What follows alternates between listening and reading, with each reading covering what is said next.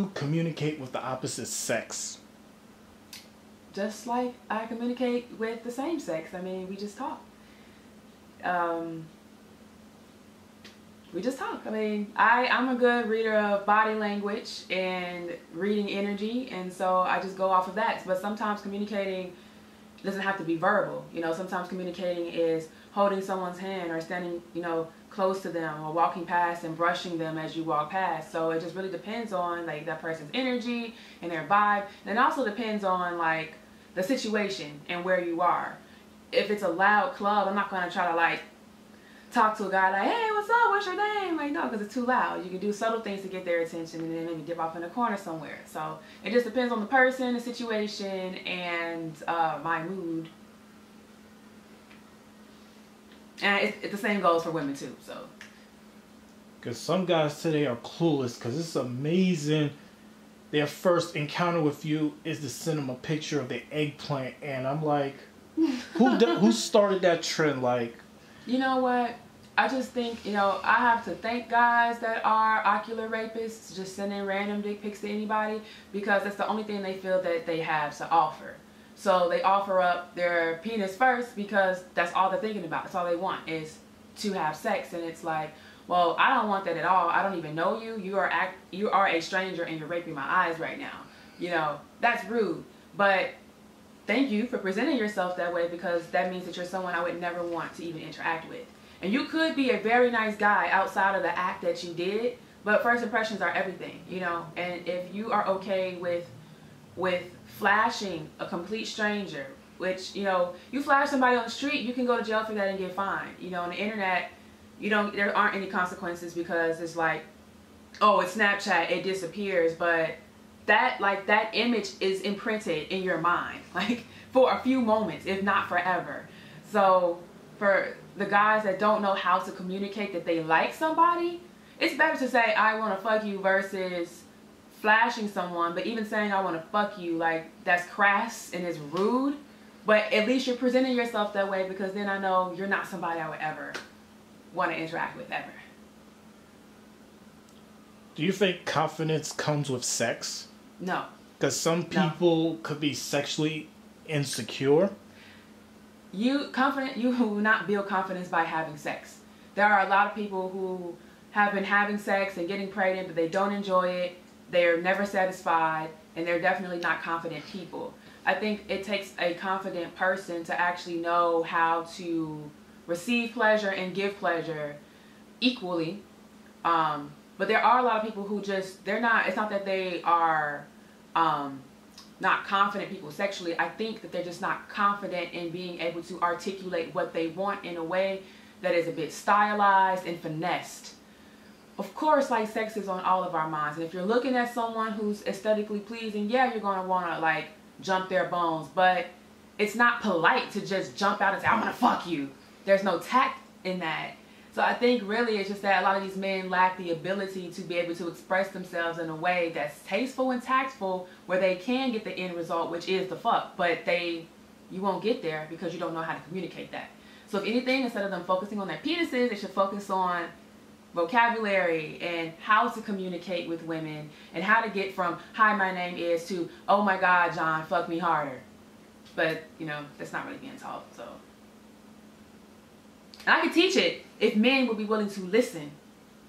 And I get a lot of requests from men wanting me to teach classes and stuff, but I'm feeling resistance. It's like, I can only help you if you want to help yourself. And you have to get out of your ego and allow me to give you advice. Like, this is a woman telling you how to talk to women. And this is also a woman who knows how to pick up women telling you how to talk to women. So put your egos aside. I can teach you some things, but just don't send dick pics, please. Do you think media influences people with their sexual decisions? Like, oh my god, I did this, I did that. Yeah, there are a lot of guys that lead, and women do it too, lead with their possessions, lead with their things, or not everyone has this like weird quasi-celebrity, right? Because you have followers online. And like, I literally just heard somebody on the bus yesterday, and I was riding from the airport, say, I'm super popular on Facebook, but like I have no kind of following on Instagram. And I'm like, it's like we're living in one huge perpetuation of high school. Lead with possessions and their false sense of fame versus just actually trying to get to know a person for who they are and showing their real gifts and personalities. Like now I feel like society has led people to just put on a bunch of layers and masks, and it's that's why people like wake up and one day they don't know who they're sleeping next to, because they're like, I never knew that you like this. It's like the woman that walks in and sees her guy beating off to BBW porn because she's not BBW, but he's like clearly getting off to it, and she's like, I never knew this about you. You like big girls, blah, blah. And it's like, well, have you ever had that in-depth conversation about what he really likes? Or did you just completely assume that your aesthetic and who you are is the only thing that he likes? Like, I just think that people are not, people aren't being authentic anymore. And I think it's just because society does a lot to numb, you know, television programming, the music, and then now we got our phones, so we're always in it, and all this news that pops up, and yeah, media and society has a huge effect on how people like interact with each other, especially on like the romantic or intimate level. It's amazing how you touched on BBWs, because back in the 80s that was frowned on. Now today it's accepted, but still. But it should be accepted. Like, big women are beautiful, you know, and because I like last year I really took the time to really embrace a larger form. Just like for me, it's amazing how the body can shape and shift to fit that much fat onto a frame. I'm calling it what it is. Like, that's what it is. Because if she was to lose weight and all that fat leaves, her body goes back down, and then it can go back out again. To me, that's amazing. And a woman that can like function and be beautiful and feel sexy, and she is a large size, that is amazing to me, because there are so many women who are that size that may not feel sexy.